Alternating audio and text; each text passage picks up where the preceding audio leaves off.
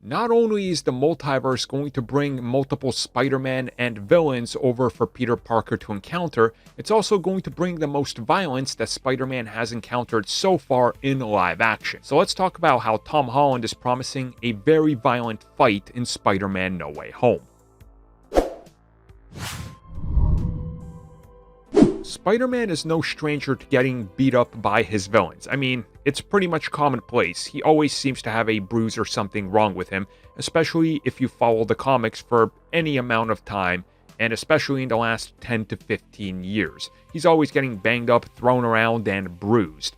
And we've of course even seen this in the films, from the Raimi trilogy to the two Amazing Spider-Man films, to even Homecoming, and also in Spider-Man Far From Home. He definitely gets beat up and there's a little bit of bloodshed. So it's no surprise that Tom Holland recently was in an interview and was asked about some of the set photo leaks and of course what we can expect. And he talked about multiple fight scenes and one specific fight scene that he says that it gets very violent. It might be one of the most violent scenes so far. That there's a lot of interesting pieces to the fight, that it's far different than anything we've seen before, that there's a lot of using fists and really just going at one another, and that it's more, I guess you could say, raw than anything we've seen before. Now, of course, we don't really know what this fight could be. It could be with any of the villains, could be with any heroes, really. It could really be anything that involves a combo of anybody here. We just don't know. My assumption would be that somewhere in the third act, we're probably going to get a little bit more violent than normal, just because of the reasoning for the villains not wanting to, die once they're out of here. So it's going to get pretty brutal, I'm assuming. And it's probably going to get very personal, emotional.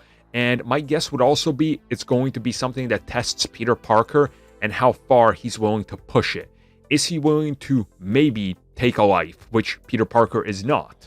Superior Spider-Man is. That's Doc Ock, though.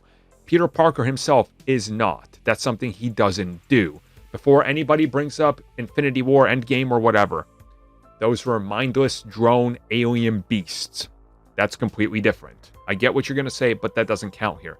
So my guess is something's going to test them real hard. Like, it wouldn't surprise me if we see a scene where, like, Goblin holds somebody hostage, or two people. He's like, hey, you either take me out and you save both of them, or you can only save one. And Peter's going to have to really go to town with it. And maybe he's just about to do it and he pulls back. Or maybe he doesn't. And that changes our perception of Spider-Man. Again, we got to wait and see. But I'm excited because a lot has been said about how this is going to be something that's a little bit more violent and adult for Spider-Man. So I really can't wait to see what they pull out and how this changes the course of Spider-Man's direction going forward.